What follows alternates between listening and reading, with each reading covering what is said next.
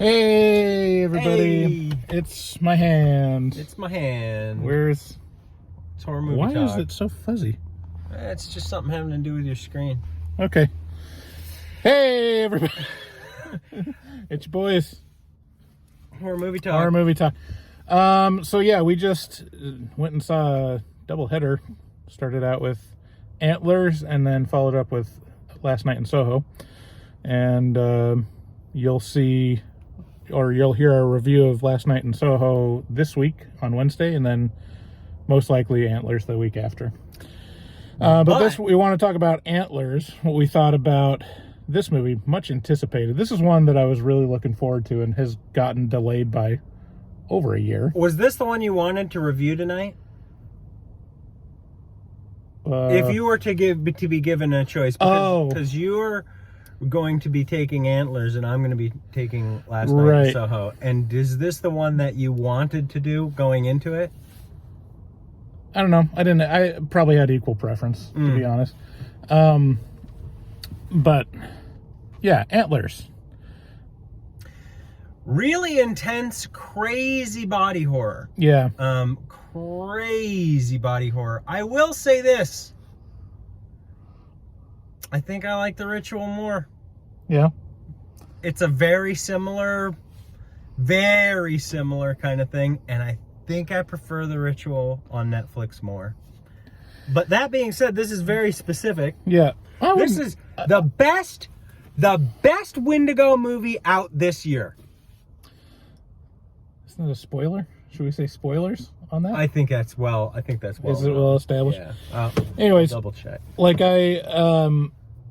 yeah, I mean, it's a very straight ahead gore horror movie. Like, it does not pull any punches at all and doesn't really leave that much to the imagination either. Not to say that it doesn't, pace it out and keep some mystery throughout, but when you see the, like the body horror or, chomped up corpses, it shows you everything. So if you're into that stuff, like, this is a good one for you. I just realized it's my case, probably. Yeah, that's what it is. We figured it out. There. It's definitely morose and sad. Yeah, I mean, has a lot of interesting themes. I mean, it feels like a parable of growing up with drug addicts or just growing up abused, and it's I didn't even make that connection. Yeah. But so obvious. Yeah. But it's really compelling. The characters are really good. The writing's surprisingly good. I really cared about that little boy. Yeah. And it was interesting. It's definitely a creature feature. Like, it's a monster movie. But it's not without, empathy or like the human element. It's not just about scary monster kill. Yeah. Actually, now I'm kind of like, now that you made that connection for me, I'm having all these, feelings about that. I was standoffish about enjoying the movie very much. And I think it was because it might have just been too close to home or something like that, a little bit in certain ways. Your parents are addicted to drugs. Well, yeah. I guess. Yeah, Bryce. Oh, yeah. Actually. So, thanks. Yeah, no, it's a well done movie. It's real slow. And it feels a little bit like, maybe like True Detective or something like that. It feels like you're slowly winding your way down this weird path of like, where are we going? What's happening? Yeah. And then, man, when it gets there, it doesn't tee it up quite.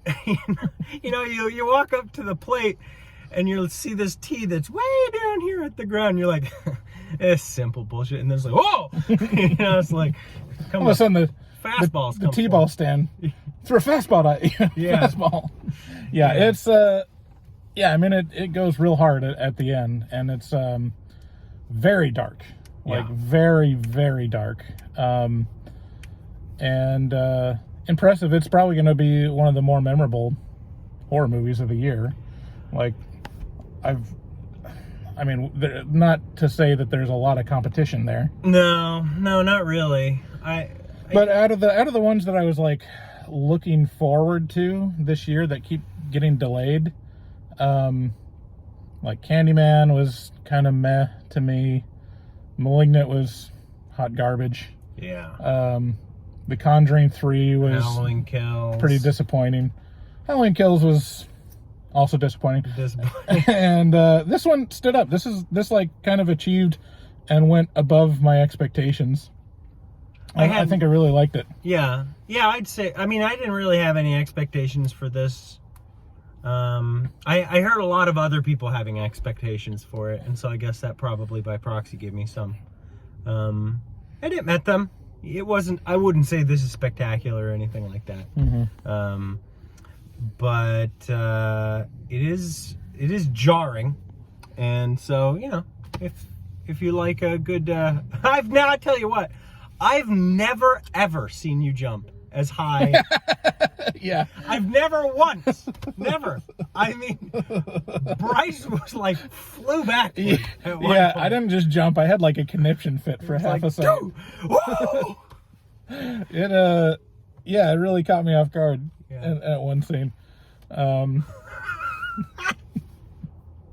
Woo! Yeah. But yeah, I mean, I think it's really good. We'll come out with the full review in a couple weeks, I guess. But if you're wondering whether it's worth seeing, I would definitely recommend seeing it, especially if you want a strong horror movie that goes hard into the paint with gore and dread. Yeah, and if you're looking for more of a date night kind of thing, Last Night in Soho. Right. Yeah. Both good. I think I like Antlers a little better.